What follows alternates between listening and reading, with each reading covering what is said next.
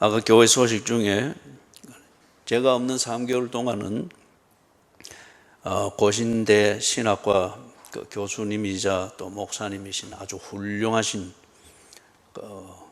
교수님이자 목사님이 계십니다. 송영목 교수님이 주일과 주일 오후 또 수요일 이래 오셔서 설교를 할 겁니다. 그분은 짧게 하면서도 아주 깊이 있게 설교합니다. 저는 아주 길게 하면서 지루하게 하니까 이 빈자리가 많은데 그분이 설교를 3개월 동안 하게 될 거예요. 그때 짧으면서도 깊이 있는 설교가 뭔가, 본문을 벗어나진 설교, 그걸 여러분이 풍성하게 즐기게 될 겁니다.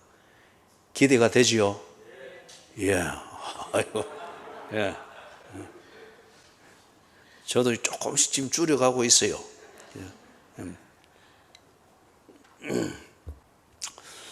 자, 사도행전 11장.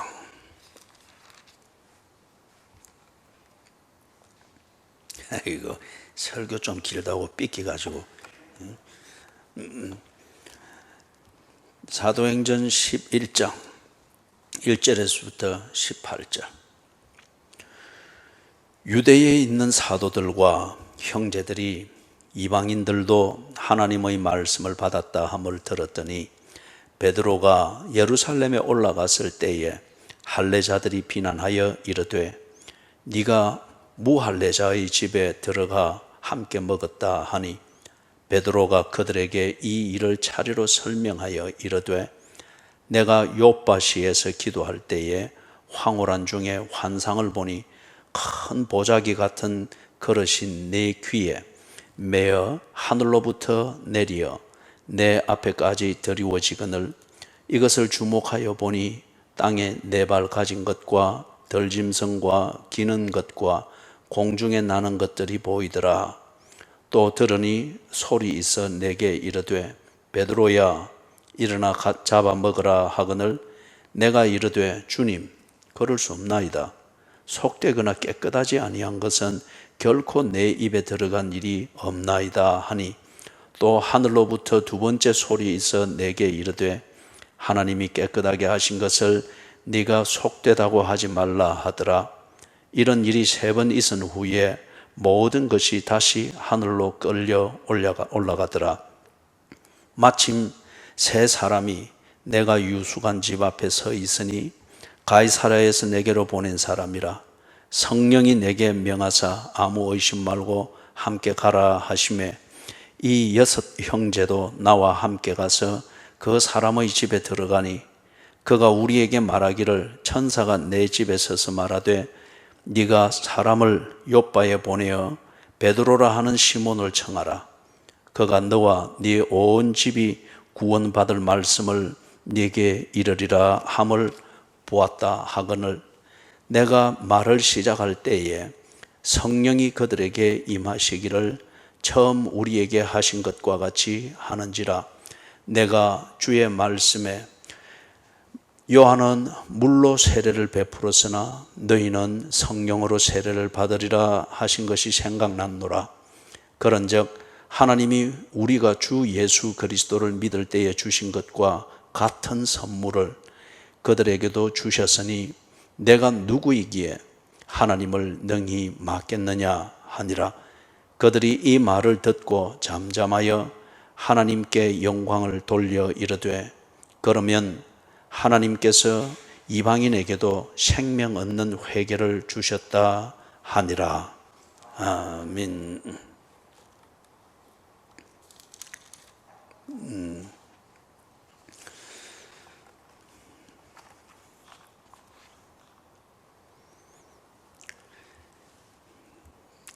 자, 11장 오늘 우리가 읽은 이 본문에서 의도적이든 의도적이지 않든지 간에 자기 의에 빠져 있는 이 위험성을 아주 경고하고 있습니다. 자기 의에 빠져 있으면은 누구를 믿고 자시고 할 이유가 전혀 없습니다. 내가 다 옳은데 뭘 믿고 그래 한답니까? 무언가를 믿는다고 하는 것은 믿는 그 부분에 대해서는 내 자신의 부족을 인정하는 겁니다. 그리고 그것을 믿기 위하여서 나의 어떤 것을 포기하는 겁니다. 그게 믿는다는 겁니다. 하나님을 믿는다. 자기 의에 빠져 있으면 하나님을 믿을 수 없습니다. 거래하려고 하는 거죠. 그는 계속 열정적인 종교 생활을 하려고 하지 하나님과 교제하는 그런 그 믿음의 그 삶이라고 하는 것, 그것은 불가능합니다. 그래서 종교적 거래를 할 때 내 계산에 맞을 때는 그 종교적 열심이라고 하는 것, 이거는 여러분 전쟁도 불사합니다. 그러나 그러한 이익이 안 보이고 내 계산이 안 나올 때는 종교는 언제든지 버릴 수 있습니다. 그렇기 때문에 종교의 옷은 한 걸음 떨어져서 보면은 성스럽게 보이는데 그 옷을 입고 보면은 그렇게 위선적이고 사람을 아주 치졸하게 만들고 추잡스럽게 만들되 그걸 당연하게 여기도록 만드는 그게 종교입니다. 그렇기 때문에 종교는 언제나 자기 합리화를 위해서 신의 이름을 빌려서 나를 합리화해서 내 하고 싶은 대로 하는 거죠. 그렇기 때문에 나는 짐승만도 못하게 살지만은 그러나 그것을 언제나 자랑스럽게 여기며 양심에 일말의 가책도 없이 당당하게 살 수 있는 것은 종교라고 하는 이 옷을 철저히 입었을 때입니다. 그런데 그 종교가 더 이상 내게 그런 협력이 안 된다 여겨질 때는 종교의 옷을 벗어버립니다. 그리고 다른 종류의 또 종교의 옷을 입는 거죠. 유대인들이 지금 이런 자기 의에 빠졌습니다. 유대교라고 하는 나면서부터 원하든 원치 않든 유대교라는 종교인이 됩니다. 그리고 유대교라는 이 종교의 옷을 입고 그렇게 나면서부터 성인이 되기까지 쭉 그렇게 살아가고 자라가고 또 체질화 되어져 갑니다. 그러면서 그 유대교라고 하는 이 종교의 옷이 그들에게 다 주는 게 뭔가 자기의입니다. 그래서 이게 사상적으로 볼 때는 유대주의라고 하는 어떤 이런 이념이 생기게 되죠. 그래서 유대인이 아니면은 이거는 다 틀렸다는 거예요. 유대인이 아니면은 이건 또 다 망했다는 거예요. 그게 사상적으로 볼 때는 유대주의고 종교적으로 볼 때는 그들이 하는 종교 생활, 이게 정말 의로운 것이고 그리고 그런 자기들을 하나님이라는 신이 자기들을 사랑하고 자기들을 하나님의 백성으로 삼았다. 그렇게 자기들의 종교가 그리 만들어간 거예요. 자기의입니다. 이거는 모두가 다 살펴봐야 됩니다. 각자가 다 이걸 좋은 말로 하면 자존감이죠. 그런데 비뚤어진 자존감, 이게 문제입니다. 이게 문제예요. 그래서 우리 속된 표현으로 지 잘난 맛에 산다고 하지 않습니까? 무엇에 근거해서 내가 잘났다고 생각하느냐, 이걸 사람들마다 다 자기를 살펴봐야 됩니다. 내 잘났다고 주장할 만한 근거도 없고 건덕지도 없는데 내 잘난 맛에 산다. 그게 지독한 개인주의고 그게 지독한 이기주의를 삶의 처세술이자 도덕으로 인식하게 만드는 거죠. 지금 이 시대와 이 시대의 문화가 지금 딱 그 전시장과 같습니다. 내가 어렵다고 생각하면은 무엇에 근거해서 내가 어려운지, 그리고 나의 어려움은 어떤 내용인지, 그래서 내가 어렵다고 생각하기 때문에 지금 내 인생의 내용은 정말 어려운 내용이 있는지 살펴봐야 됩니다. 지금 이 유대인들이 자기 유대인이지만은 지금 여기 1절에서부터 3절에 나오는 이 당사자들은 누구인가마는 이런 유대교에 쫙 찌들어 있다가 예수 그리스도의 복음을 듣고 이것을 믿게 된 그리스도인들입니다. 그래서 종교는 개종을 했지만은 아직 그들의 사고방식과 문화적 감각과 체질은 유대교적 이 전통이 몸에 아직 많이 배어 있습니다. 그래서 예를 들면은 로마 천주교에서 종교 생활을 오래 하던 분이 우리 기독교로 개종을 했을 때에 참 내용이나 성경에 대한 이 신학적 해석이나 이것은 공감하고 수긍을 하지만은 그것에 따라서 하는 교회 생활과 일상생활에 대해서는 그들은 굉장히 회의감을 느끼고 참 적응하기 힘들어합니다. 로마 천주교의 그 전통적인 엄숙한 분위기, 그리고 자기 성찰, 이거는 일종의 명상과 같습니다. 이런 것을 통해서 뭔가 종교적 분위기를 늘 심리적으로 느끼고 감지하고 그러면서 자기를 좀 더 금욕적으로 관리해가는 그런 도덕적인 생활, 이런 게 있는데 이 기독교를 딱 개종을 해서 이래 보니까 믿는 내용은 진리고 성경이고 옳은데 공감을 하는데 그것에 따라 사는 생활이나 교회 예배나 이런 것은 너무 자유분방한 것 같고 경망스러운 것 같고 뭔가 느낌이 없고 그래서 힘들어합니다. 이 지금 유대인들이 여기 예루살렘에 있는 유대인들 중에서 일부 사람들이 기독교로 개종을 했습니다. 유대교가 잘못되었고 예수 그리스도가 구세주이시고 그리고 그분의 은혜로 우리가 구원을 얻는다. 그분의 은혜가 아니면 하나님의 백성이 될 수가 없다. 이걸 알고 예수님의 복음을 받아들이고 그리고 하나님의 자녀가 된 확신이 있습니다. 그런데 그들이 하는 신앙생활에는 여전히 유대교적 전통과 의식 이런 분위기들이 있습니다. 그래서 여전히 할례를 자식들한테 할례를 행하는 것, 단적인 예죠. 그게 하나님의 백성된 정표다. 어떤 이렇게 생각하는 거예요. 그래서 이 사람들이 어느 정도까지 자기 체질화된 자기 의의 이 틀에 박혀 있었는가 하면은 유대인들 외에는 예수님의 복음을 듣고 구원을 얻을 수 없다고 생각하고 있었던 거예요.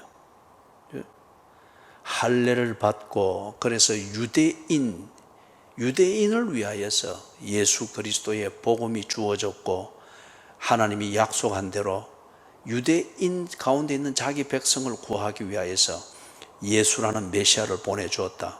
예수를 믿는데 예수 그리스도의 복음, 이것을 유대인에 국한시켜서 그들이 자연스럽게 그리 생각한 거예요. 여전히 유대주의라고 하는 이 사상이 그들의 신앙적 틀까지도 지금 지배하고 있는 이것을 보여주는 거죠. 그런데 소식을 딱 들었습니다. 소식을 들었는데 베드로가 요빠에 갔고 거기서 이방인인 고넬료의 집안에 사람들이 모여 있는데 그들과 함께 예배를 드리고 식사도 하고 교제도 했다고 한다. 유대인들의 법에서는 이방인들과 함께 있거나 특별히 이방인들과 함께 식사를 하면은 유대교의 법에 따르면 그거는 불경한 겁니다. 죄를 지은 거다 말이에요. 그래서 이 지금 할례 받은 자들 돼 있죠. 할례자들 돼 있죠.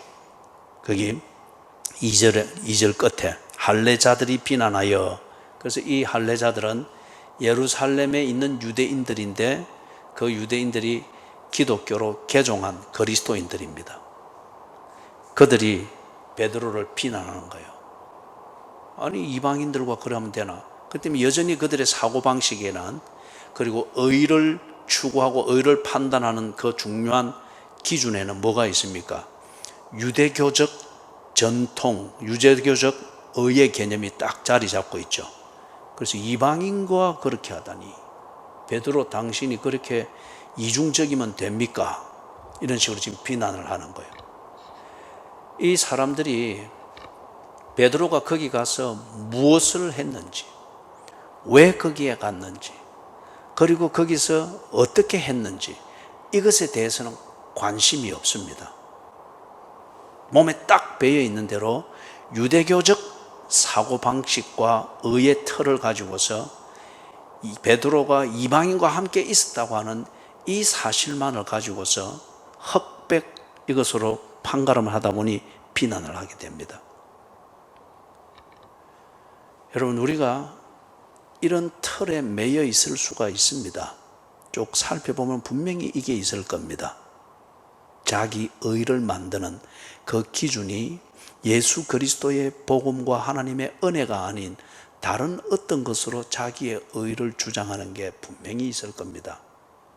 이를 될 때에 반드시 그는 사람을 정죄하고 판단하고 배타적인 종교인이 됩니다. 자, 이 비난에 대해서 베드로가 4절에서부터 17절 이 내용에서 차근차근 설명을 합니다. 내가 왜 갔으며 무엇을 했으며 어떻게 했는지 베드로가 차근차근 설명합니다. 이거는 싸울 문제가 아니잖아요. 그죠? 그리고 설득할 문제도 아니고 사실을 말하는 것을 통하여서 그들이 바른 근거에서 판단을 하도록 돕고자 합니다. 여러분, 이거는 성도의 교제에 있어서 아주 중요한 겁니다. 우리가 성도의 교제를 할 때 여러분 공치사 잔치하는 거 이거 정말 하지 마십시다. 이거 정말 유치하게 만드는 거예요. 참 그런 분위기가 될 때는 1분을 앉아있기가 힘들어요. 그죠? 지난주도 이 화상회의를 한 두세 개 나라 연결해가지고 화상회의를 이래 하고 하는데 막 이 공치사부터 일이 나오니까 그거 하자고 화상회의 하면서 힘든 시간 내는 게 아니잖아요. 그죠? 그래야 정말 힘들어요. 그죠? 유치하게 여겨지고. 지금 이 베드로가 하는 이것은 성도의 교제에 아주 좋은 한 단면을 보여줍니다. 바른 이해를 할 수 있도록, 그리고 바르게 판단할 수 있도록 사실을 조곤조곤 설명하고 제시해주고 전달해주고 있습니다. 이게 상대방의 실족게 되는 것을 막아주고 그리고 실족하지 않도록 도와주는 아주 중요한 교제죠. 그죠? 이런 교제에 좀 익숙해져야 되겠습니다. 그래서 4절에 보니까 베드로가 그들에게 이 일을 차례로 설명하여 이르되 하면서 무엇을 왜 어떻게 했는지 설명을 해줍니다. 먼저 그 내용 중에서 차례대로 보면은 5절에서부터 10절 여기서는 베드로가 본 환상에 대해서 이야기를 합니다. 우리가 지난 주일날 이 부분에 대해서 자세히 봤죠. 그래서 이것을 이 예루살렘에 있는 유대인 기독교인들에게 이걸 지금 이런 일이 있었다 설명을 해주는데, 거기서 자기가 하나님께서 보여주신 이 환상을 통하여서 이 환상이 3번 자기에게 반복되었는데 이걸 통해서 자신은 유대인의 자기의의 틀, 나도 알지 못한 채 갇혀 있었던 자기의의 틀, 이것에서 내가 벗어날 수 있었다. 그래서 거기 10절에 보니까 하나님이 깨끗하게 하신 것을 네가 속되다고 하지 말라.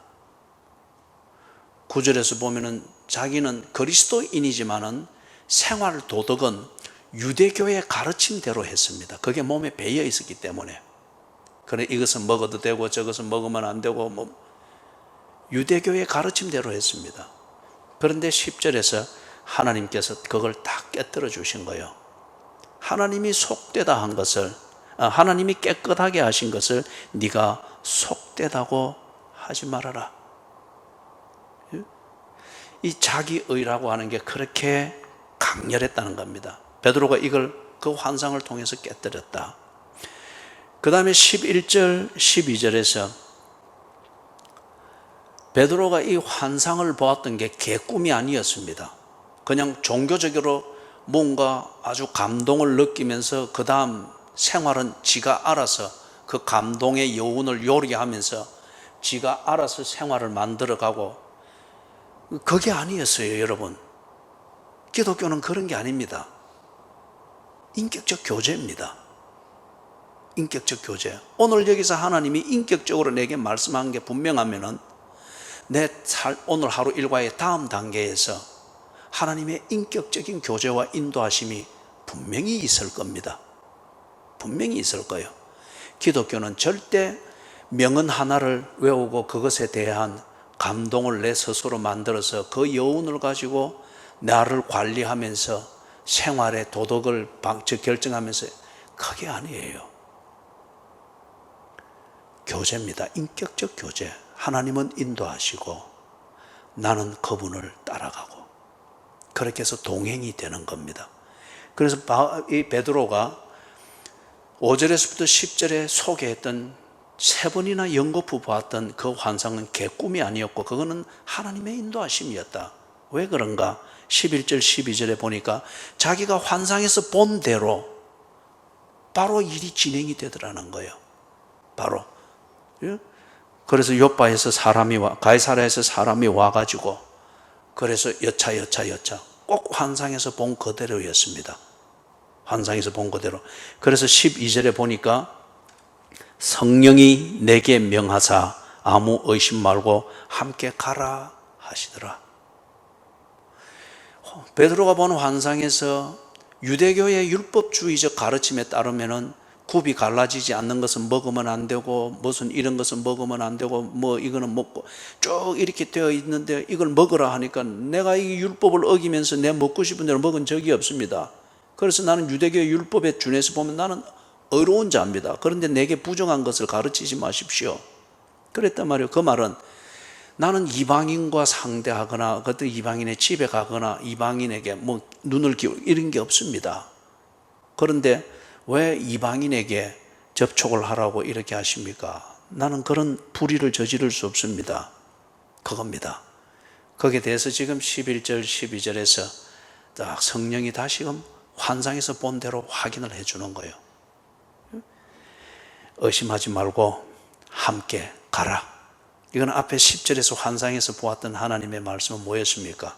하나님께서 깨끗하게 하신 것을 네가 속되다고 하지 말지니라. 그것에 대한 확인이죠. 하나님의 인도하심인 것을 확인하고 나섰습니다. 13절, 14절 여기에서는 또 가니까 우리가 지난주 10장에서 본 대로 고넬료가 맞이했죠. 맞이하면서 고넬료가 여차해서 당신을 찾아가게 되었고 이렇게 모시게 되었습니다 라고 얘기해 주는데 베드로가 본 환상 그리고 고넬료가 본 환상 이것은 환상 속에서의 성령께서 만들어 가시는 섭리이자 교제였습니다. 그대로 딱딱딱 확인이 되어지는 거예요. 다른 말로 하면은 베드로가 고넬료의 이 환상의 얘기를 들으면서 이것은 하나님이 하신 일이구나. 이게 바로 하나님께서 깨끗하다고 하신 것이구나. 그렇다면 내가 이걸 두고 이방인과 함께 있다. 이방인과 뭘 말을 섞는다. 이걸 두고 유대교적 자기의의 기준을 가지고서 부정하다 또는 내가 이걸 할까만 이래서는 안 되는 거구나. 환상을 통해서 하나님이 인도하신 대로 이것은 내가 해야 될 일이구나 깨어졌습니다. 그리고 고넬료의 환상의 얘기를 들으면서 이걸 확인을 하게 됐죠. 그 다음 15절, 16절, 17절 여기에서 어떤 일이 일어났는가 그리고 그 일이 어떻게 해서 이루어졌는가 하는 것을 지금 자기를 비난하고 있는 유대인 기독교인들에게 자세히 설명을 해줍니다. 자, 여기에 보면은 이게 조금 앞에서 있었던 그 얘기들을 함축해가지고 베드로가 쫙 설명하기 때문에 사도행전 1장에서부터 기록이 되어져 있는 이 내용을 이전의 스토리를 줄거리를 모르고 있는 사람이 들으면은 이거는 굉장히 신비한 종교적 이야기로 오해할 수가 있습니다. 그런데 예루살렘에 있는 이 사람들 앞에 2절에서 보았던 할례자들 유대인 기독교인들 이들은 바로 이 경험을 베드로와 함께 같이 경험했던 사람들입니다. 그렇기 때문에 베드로가 이렇게 함축해서 요지를 이야기를 할지라도 그들은 이 요지가 품고 있는 이 사건과 줄거리를 다 알고 있습니다. 그렇기 때문에 지금 공감이 되어서 18절과 같은 그들의 반응을 만들어내고 있는 거죠. 이걸 우리가 조금 정리를 하면은 이렇습니다. 고넬료의 영접을 받고 그 다음에 그 모든 사정을 겪으면서 베드로, 이거는 하나님이 나를 인도하시는 일이며 하나님께서 구원을 이루시는 하나님의 일이구나, 이것을 확인하게 됩니다. 그러니 다른 계산이 없습니다. 지 할 일이 분명해졌으니 집중을 합니다. 무엇을 합니까? 15절을 보니까 내가 말을 시작할 때에, 이것은 우리가 10장에서 보았죠. 베드로가 목격한 사건들, 예수님이 죽으시고 그리고 3일 만에 부활하시고 부활하신 예수님과 사도들이 함께 식사하고 그리고 예수님께서 베드로를 비롯하여 이 사도들에게 명령하셨죠. 예수가 구세주인 것을 정언하라 명령하셨죠.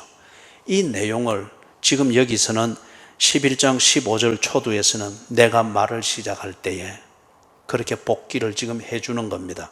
자, 이 내용을 좀 이렇게 정리를 하겠습니다. 지금 예루살렘에 있는 이 교인들이 유대인 출신들이죠. 유대인들이죠. 이 교인들이 12사도와 함께 그들도 예수님이 십자가에 못 박혀 죽는 것을 목격했습니다. 그 사건을 목격했습니다.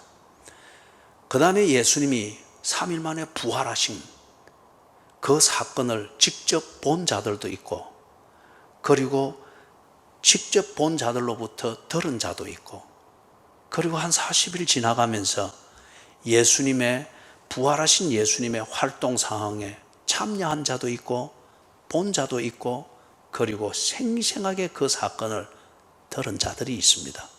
그들이 지금 여기 예루살렘에 있는 할례자들입니다. 그들이 바로 그것을 듣고 또는 보고 이렇게 하면서 십자가에 죽으시고 3일 만에 부활하신 이분이 그들이 선지자들을 통하여서 듣고 그 다음에 그것을 믿고 고대하고 기대하고 기다려오던 하나님이 보내실 자 메시아인 것을 믿었던 사람들입니다. 예수님이 죽으시고 3일 만에 부활했다, 이것을 들었습니다. 그렇기 때문에 듣고 보았습니다. 그렇기 때문에 예수께서 살아 생전에 그들에게 하던 말씀, 나를 믿는 자는 죽어도 살겠고 살아서 나를 믿는 자는 영원히 죽지 아니하리라. 수고하고 무거운 짐진 자들아 다 내게로 오라. 내가 너희를 쉬게 하리라. 나의 멍에는 쉽고 가벼우니 내게 와서 배우라고 했습니다.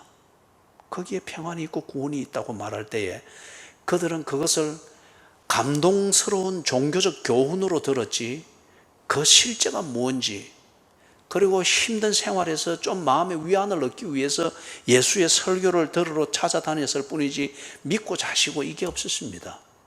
유명한 설교자로 인정했으나 그분이 메시아이기 때문에 내가 믿고 이게 없었습니다. 그런데 예수님이 하시던 그 말씀이 살아생전에는 뭔지를 몰랐는데 예수께서 말씀한 대로 죽으시고 말씀하신 대로 3일 만에 부활하셨습니다. 그러니 살아생전에 예수께서 하시던 설교와 가르침, 보여주던 이 모든 것의 의미가 싹 새겨집니다. 이분이 메시아구나. 이분이 구세주구나. 하나님이 주시는 구원은 잘 먹고 잘 사는 이게 아니고 육체의 삶의 평안함을 누리는 이게 아니고 죄에서부터 구원하시는 것이구나. 어둠의 자식의 신분에서 빛의 자녀, 하나님의 자녀가 되게 하시는 것, 이게 메시아를 보내시는 하나님의 구원이구나 믿게 되었습니다. 그런 다음에 이걸 믿었을 때에 어떤 일이 일어났습니까? 사도행전 2장에서 보면은 성령이 임했죠. 성령의 세례입니다.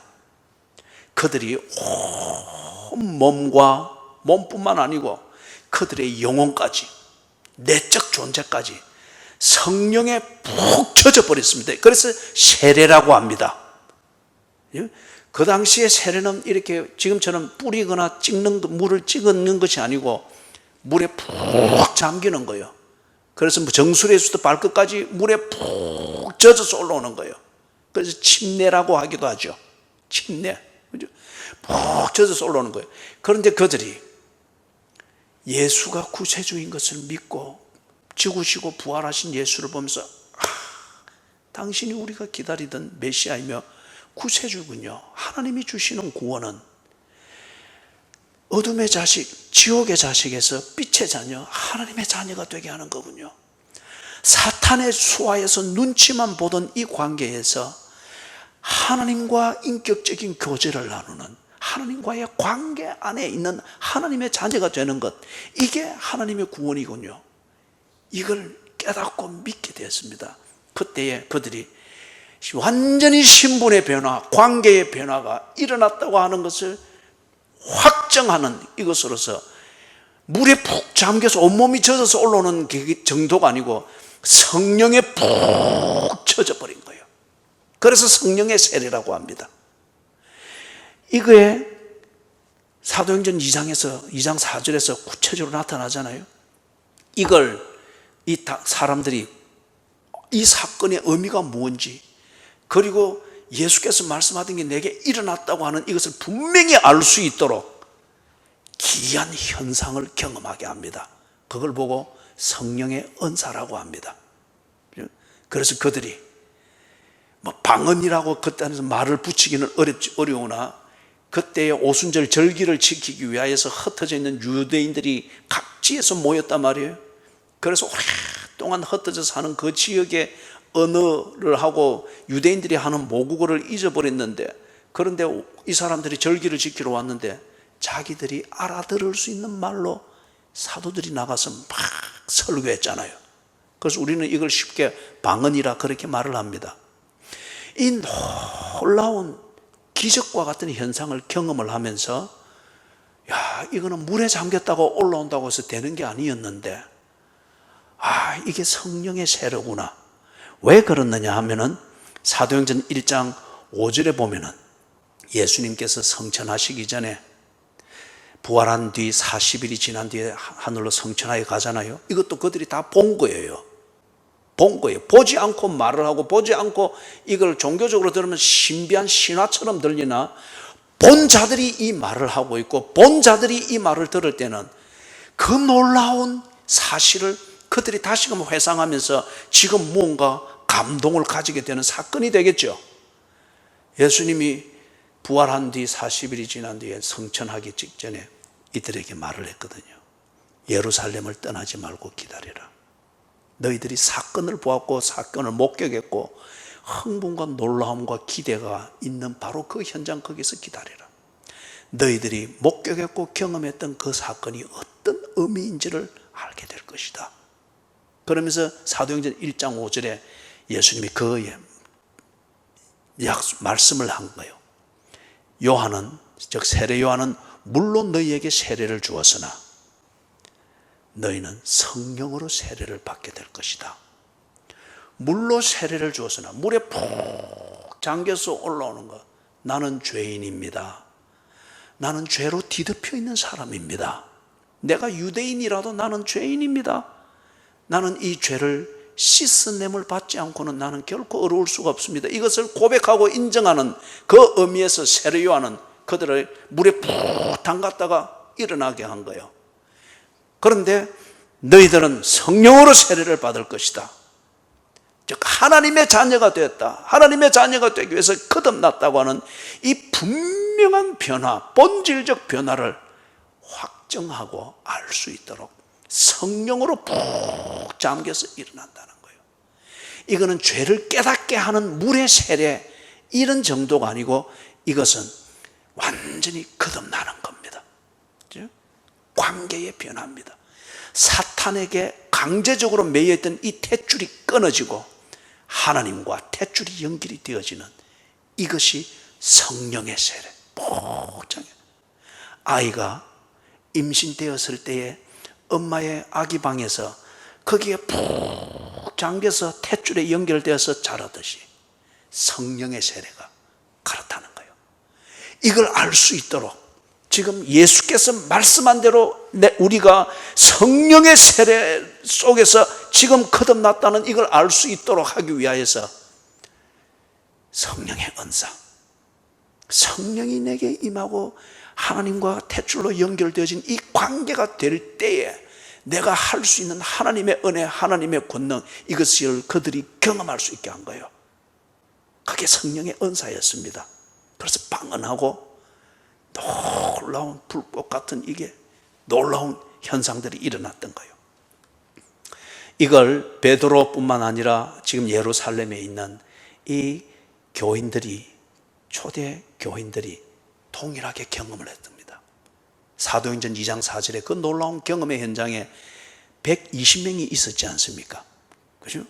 자, 그런데 바로 이 경험을 지금 거기 보면은 15절, 16절, 저기 15절 보시면은 내가 말을 시작할 때에 성령이 그들에게 임하시길. 이 그들은 고넬료 집안에 모여 있는 사람들입니다.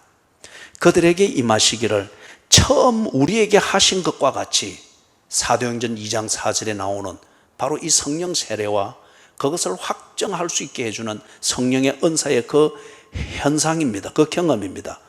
우리에게 하신 것과 같이 하는지라. 지금 이게 고넬료 집안의 그 사람들에게 그대로 이루어졌습니다. 그래서 16절에 그걸 딱 보면서 베드로가 생각이 딱 난 거예요. 주의 말씀에 요한은 물로 세례를 베풀었으나 너희는 성령으로 세례를 받으리라 하신 것이 생각났노라. 베드로를 위시하여 이 120명의 교인들이 사도행전 2장 4절에서 묘사되어져 있는 이 놀라운 현상을 경험할 때에 그들이 무엇이 생각났습니까? 며칠 전에 예수님이 성령으로 세례를 받으리라 그래 했지. 그게 이것이구나. 그걸 알게 됐던 예수의 말씀인 거예요.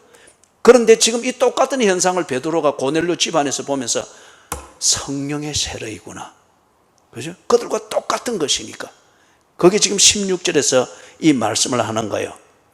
그러면서 17절에 보니까 그런즉 하나님이 우리가 주 예수 그리스도를 믿을 때에 주신 것과 같은 선물을, 즉 성령의 세례, 그것을 확증하는 성령의 은사, 이 같은 선물을 그들에게도, 고넬료와 그 집안에 모여있는 사람들에게도 주셨으니 내가 누구이기에 하나님을 능히 맡겠느냐.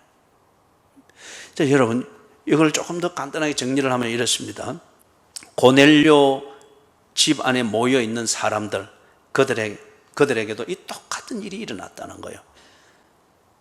베드로와 120명의 이 초대 교인들은 예수님으로부터 직접 복음을 들었습니다. 예수님 안에서 직접 그 복음의 실체를 보았습니다.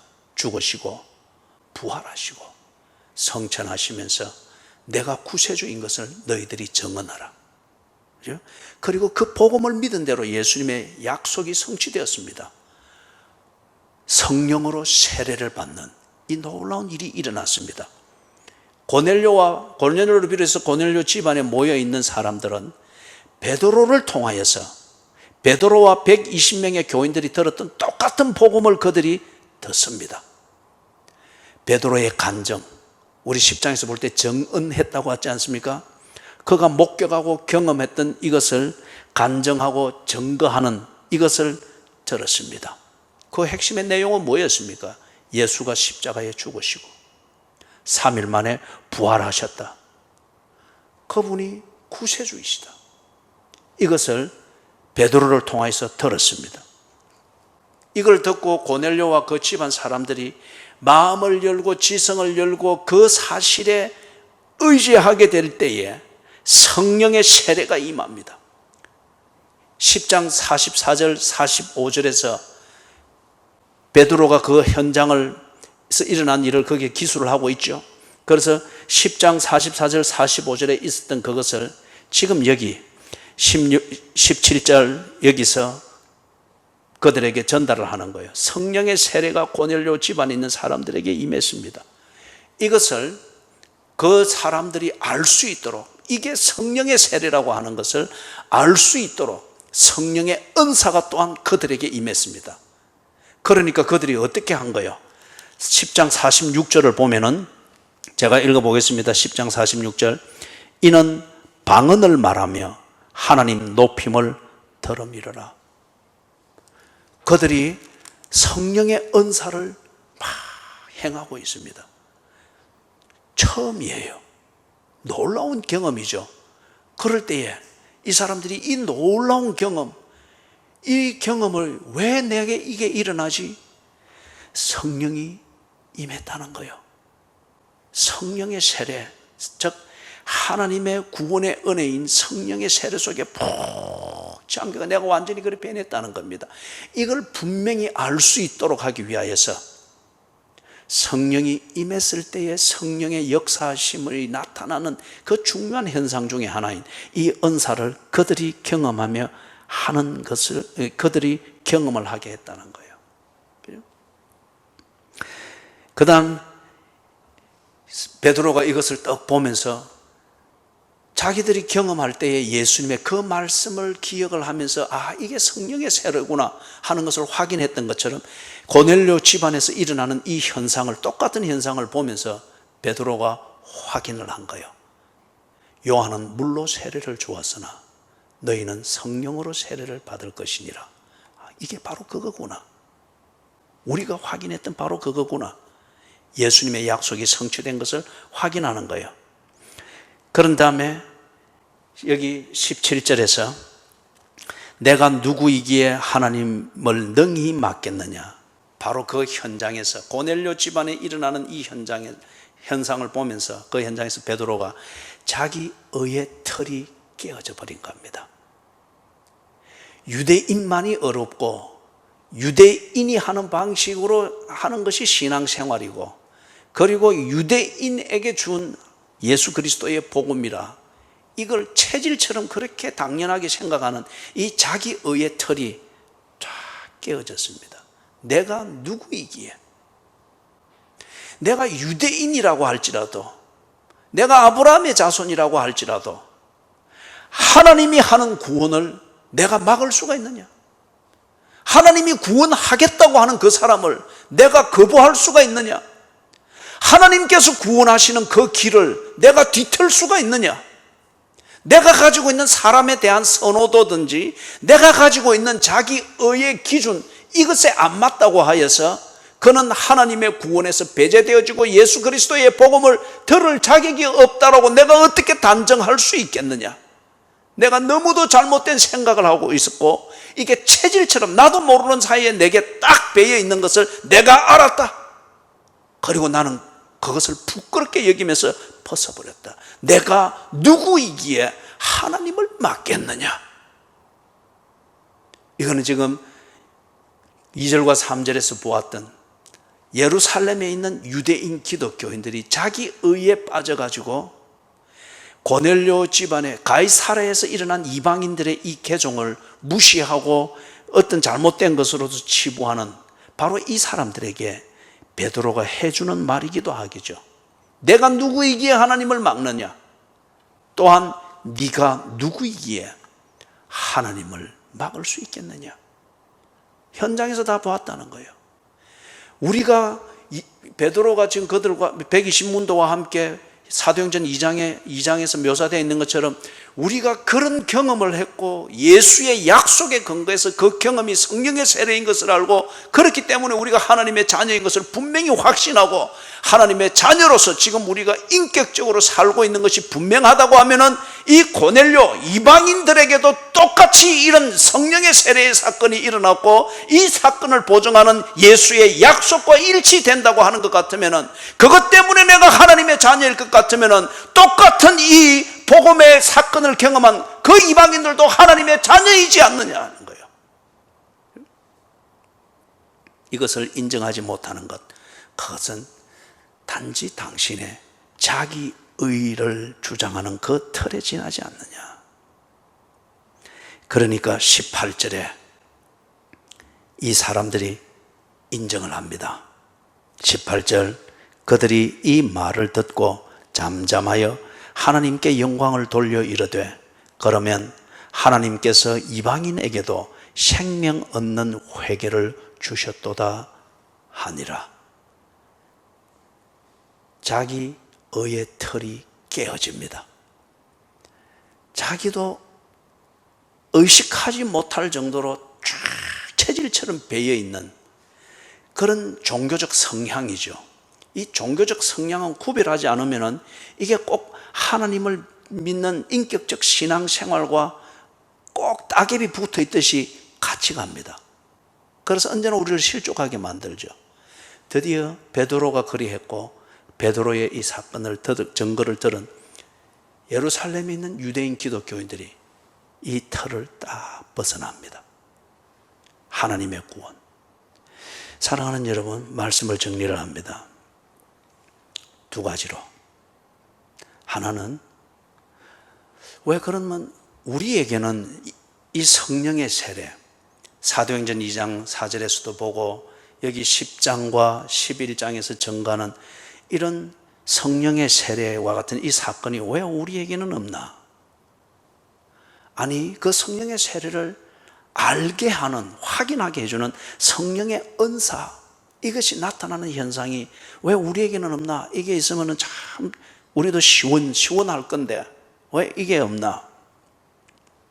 그런데 여러분, 그 현상만 가지고서 자꾸 여러 문제를 제기하지 말고, 그 현상, 즉 다시 말해서 성령의 은사라는 이 방법과 도구를 통해서 하나님께서 그들에게 믿게 하고자 하는 그 본질이 있었죠. 하나님의 자녀됨을 믿고, 하나님과 교제함을 믿고, 그리고 하나님의 은혜 가운데서 내가 산다고 하는 하나님의 자녀로서 거듭난 삶을 당당하게 사는 결과가 있었지 않습니까? 오늘 내게 이와 똑같은 본질의 삶이 있고, 그 믿음이 있고, 그 당당한 내 신분에 대한 자의식이 있다고 하면은 내게도 이 성령의 세례는 일어난 겁니다. 그리고 그들과 다른 종류의 성령의 은사를 나 또한 사용하고 있는 것이 분명합니다. 모두가 다 대학교를 나와야 똑똑한 겁니까? 대학교를 나왔지만은 바보가 같은 사람들이 참 많습니다. 그죠? 다 방언을 해야 그가 성령의 세례를 받은 것이라고 증명할 수 있는 겁니까? 그렇지 않잖아요. 뭘 말하는가? 결과를 보자는 거예요. 본질을 보자는 거예요. 그게 뭐죠?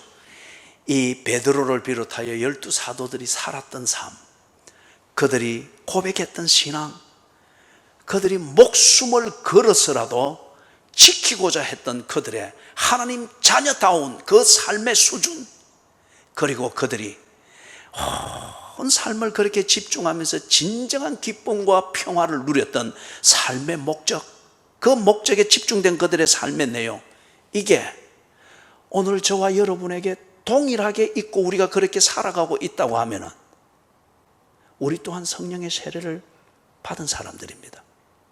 그리고 하나님의 자녀가 된 겁니다. 물에 푹 잠겨서 머리 정수리부터 발끝까지 젖어서 나오면서 나는 죄인인 것을 고백하듯이 성령의 세례에 푹 잠겨서 영혼까지 잠겨서 쑥 올라온 이것을 통해서 내가 하나님의 자녀가 됐다고 하는 이것을 분명히 확정하는 것이잖아요. 내가 오늘 지금 하나님의 자녀된 분명한 확신이 있고, 내가 지금 사는 이것은 천국의 삶을 사는 것이고, 지금 이 물리학적 원칙이 지배하는, 중력 법칙이 지배하는 이 땅에 발붙이고 사는 이것은 내가 사는 영생이라는 이것에 포함되어 있는 한 점과 같은, 그래서 뭔가 목적을 이루기 위해서 한 점과 같은 이 시간을 보내고 있는 것임을 알고 하나님과 동행하는 이 하나님 나라의 삶을 오늘 내가 살고 있다고 하면은, 베드로가 그리 살았고 바울이 그리 살았고 예루살렘의 이 120문도가들이 그렇게 살았고 고넬료가 그렇게 살았고 오늘 내가 그렇게 살고 있다고 하면은 우리의 뿌리는 같은 겁니다. 성령의 세례, 하나님의 은혜에 푹 잠겼다 나온 겁니다. 사랑하는 여러분, 여러분은 무엇을 믿습니까? 여러분이 이렇게 살아가는 의미는 어디에 있습니까? 여러분이 이렇게 살아가는 데 있어서 여러분을 관리하고 여러분의 삶의 방향을 유지하고 관리하는 그 도덕의 근거는 무엇입니까? 그리고 여러분은 여러분의 내면을 들여다보기도 하고 여러분이 살았던 삶의 현장을 훑어보면서 어떤 열매를 보고 있습니까?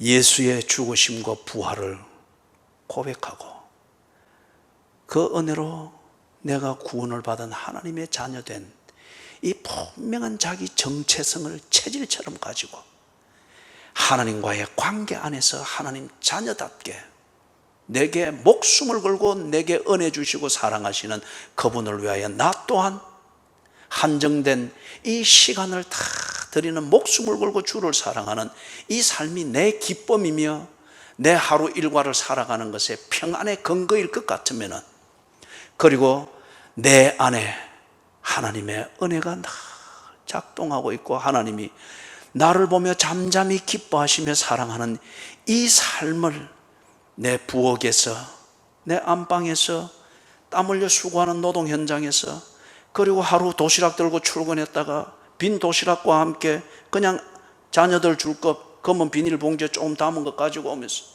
이것으로 기쁨을 나누는 이게 하나님의 은혜이며 내 삶의 의미인 것을 알고 잔잔한 그 평화를 누릴 수 있을 때 우리는 그들과 똑같은 삶을 살고 있는 거예요. 우리는 똑같은 삶의 열매를 맺고 있고 그 열매를 나누고 있는 거예요. 그러면 왜 우리에게 그와 같은 그냥 막 성령의 은사를 경험하는 이 놀라운 사건을 경험하면 될 텐데 왜 그게 없습니까? 우리도 성령의 세례를 받았다고 하면은 그런 삶이 있고 신앙 고백이 동일하다는 건 인정은 하는데 왜 그러면 우리에게는 성령의 은사가 없습니까? 여러분, 그때의 그들은 그런 놀라운 기적과 같은 이 사건을 통해서 다른 생각과 의심을 가질 여유가 없었습니다. 지금 내게 예수께서 말씀한 대로 성령으로 세례를 받으리라, 이게 내게 성취되었구나, 그 경험을 통해서 분명히 그 본질을 확인을 하는 거예요. 성령의 은사는 그 본질을, 하나님이 내게 이루신 구원의 현재와 실제를 확인하고 확정하게 하는 분명하고 강력한 수단이었습니다. 우리는 지금 무엇으로 그것을 확인합니까? 성경입니다. 기록된 하나님의 말씀입니다. 그 당시에는 아직 이게 우리가 보고 있는 이 성경, 신약 성경이 기록이 안 됐습니다. 지금 그 모든 것을 다 기록하여 이것을 우리에게 증언하고 있습니다. 그렇기 때문에 히브리서에서는 그때의 그 교인들보다 우리가 더 복을 받았다고 말합니다. 이 성경이 있고 보다 분명한 정언이 있고 보다 분명한 사실이 있고 보다 분명한 증거가 있고 확정되어진 이게 있고, 그 다음에 이것을 통해서 120문도로부터 시작하여 지금 2000년 동안에 성령의 세례를 받으며 하나님의 은혜를 받아 사는 하나님의 구원을 증언하는 이 분명한 성경이 우리에게 있는데, 그 어떤 기적적인 사건 하나를 가지고서 나로 하여금 그 중요한 사실을 확인하게 한다. 충격적이고 놀라운 사건이 될지는 모르지만 그거는 내가 해석하기 나름의 현상일 수가 있습니다. 위험한 거예요. 그렇기 때문에 히브리서에서 우리가 보다 더 분명한 증거를 가지고 있으니 우리가 그들보다 더 복되다고 그렇게 말씀을 한 거예요. 그죠? 그래서 우리는 성경을 읽으면서 하나님의 말씀을 묵상하면서 설교를 들으면서 성경 공부를 하면서, 그리고 모자랄 때는 과외 공부를 하듯 성령의 도움을 구하는 기도로 하면서 주님과 대화를 하는 것을 통하여서 이 모든 것을 한 분야에서 한 사건을 경험하는 것을 통해서 아는 정도가 아니라 이 전체를 증거하는 성경을 통해서 전체의 그림을 조망을 하고 있는 거예요. 그렇기 때문에 저는 방언을 하지 않는다 할지라도 하나님의 말씀을 새겨 들을 이 중심이 있고 간절한 바람이 있습니다. 저는 방언을 하지 않는다 할지라도 얼마든지 설교할 수 있습니다. 얼마든지 하나님이 누구이시며 나를 위해서 무엇을 하셨는가를 조곤조곤 보다 더 인격적으로 대화할 수 있습니다. 칼국수를 먹으며 돼지국밥을 먹으며 눈높이에서 대화할 수 있다. 내가 만약에 방언으로서 돼지국밥 먹으면서 방언으로서 오알레스카 할렐루야 하면서 막 이러면 막 밥을 툭툭툭 튀어나가면서 앞 사람은 막 놀라기는 하겠죠. 그러나 무언지는 전혀 모를 것이며 두 번 다시 내하고 돼지국밥을 안 먹으려고 할 거예요. 그런데 돼지국밥을 먹으면서 입에 음식 다 깨끗이 한 뒤에 저는 참 예수 믿고 이런 돼지국밥 한 그릇에도 하나님의 은혜를 느낍니다. 감성을 타치하고 지성적 결혼을 추구하고 그리고 의지의 동기부여를 나누면서 하나님을 깊이 생각할 수 있는 대화를 나눌 수 있는 것. 지금 우리로서는 이들이 경험했던 방언을 하는 이 놀라운 경험도 그들에게 중요했으나 지금 우리에게는 보다 분명한 증거가 있으니 그것없이도 내가 성령의 세례를 받고 하나님의 자녀가 되었음을 더 분명하게 확정하고 확신하고 알고 믿는다는 거예요.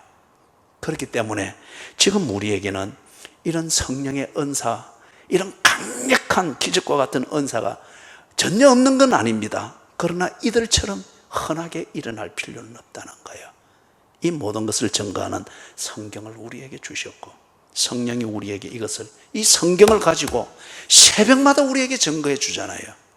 이 성경을 가지고 시간마다 우리에게 증거해 주잖아요. 그리고 하나님을 알게 해 주잖아요. 그죠? 마지막 한 가지는 여러분, 처음에 도전을 했던 대로 우리 자신을 돌아봐야 됩니다. 자기 의에 빠져 있을 때에 하나님의 구원을 막는 자가 되고 있다는 거예요. 우리가 한국 교회가 민족주의에 빠져 있다. 102민족, 해삼서 민족주의에 빠져 있다.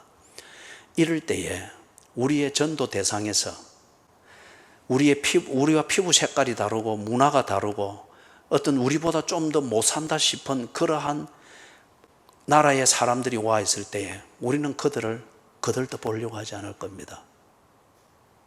그들을 전도의 대상으로 생각하지 않을 겁니다.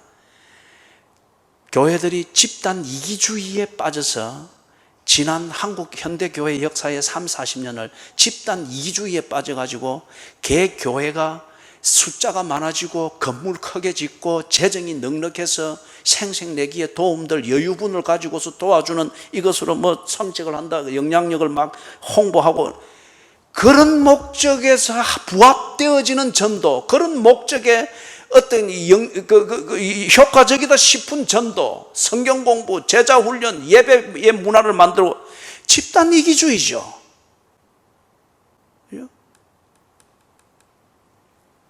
교회를 옮길 수 있습니다. 목적에 바람직하다면 교회를 옮겨야 됩니다. 그러나 이게 인정이 안 되어지니까 교회를 옮기고 나면 교회가 달라지면 교인끼리도 원수가 됩니다. 집단 이기주의잖아요. 또는 교파주의. 교신이 어떻는데 뭐 순교자의 후손이고 이거 지금 우리 교단이 고쳐야 됩니다. 또는 합동에서는 우리가 장자교단인데 통합에서는 우리가 더 장자교단인데 이거 고쳐내야 됩니다. 자기 의에 어설픈 털이죠. 교회 안에서도 보면 끼리끼리의 문화가 있죠. 그래서 내하고 다르면 관심 바뀝니다. 내하고 문화가 다르든지 내하고 교제권이 다르든지 아니면 사는 수준이 내하고 다르든지 학벌이 내하고 다르든지 지역 출신 지역이 내하고 다르든지 그러면은 교회 안에서도 끼리끼리의 문화가 만들어지는 거예요. 그래서 내하고 이질적인 사람이든지 이질적인 문화가 될 때는 불편함을 느끼고 불이익을 당할 것 같은 계산이 먼저 서기 때문에 성령의 세례와 하나님의 구원의 통로가 되는 성도의 교제를 편가름을 하면서 가로막는 이 일들을 하고 있는 것을 보는 거예요. 특별히 오래된 교인들, 자기를 돌아봐야 됩니다. 오래 교회 생활을 했기 때문에 내가 어려운 건 절대 아닙니다. 한국 교회의 분열의 이 문제는 초신자들로 의해서 생긴 게 아닙니다. 오래된 교인들이었습니다. 왜 그렇죠? 오래돼 가면서 자기 의에 빠져버린 거예요. 나와 다른 것에 대해서는 무조건 정죄의식을 가집니다.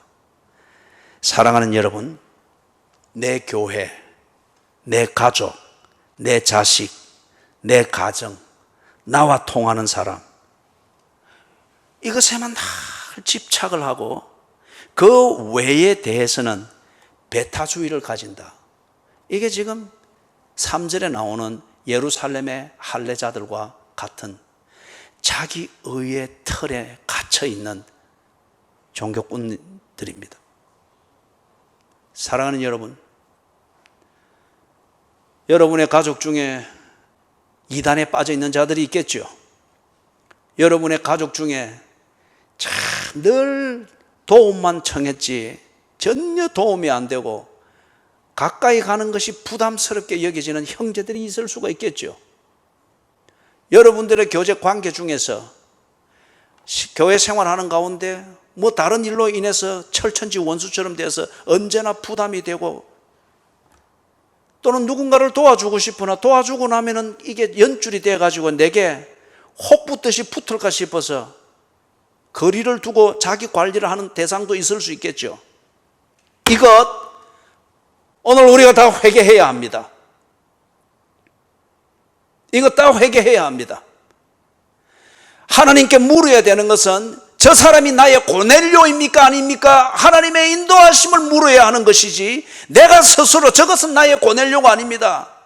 저 형제 내가 도와주면은, 한 번 도와주면은 물고 터져서 우리 집에 들어와서 자기 펴고 덜어놓고 버리면 이 감당 안 됩니다. 이거는 여러분 할례자들입니다.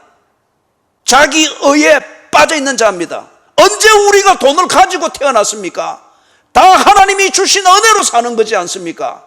왜 그걸 내가 가진 소유, 이 소유의 양을 가지고 내 의를 세우는 근거로 삼아서 나보다 가지지 못한 형제나 나보다 가지지 못한 가족들을 불편하게 여기고 불이익을 당한다, 거리를 둬야 된다는 정죄의 근거로 삼느냐 말이에요. 이거는 그리스도인이 아니죠.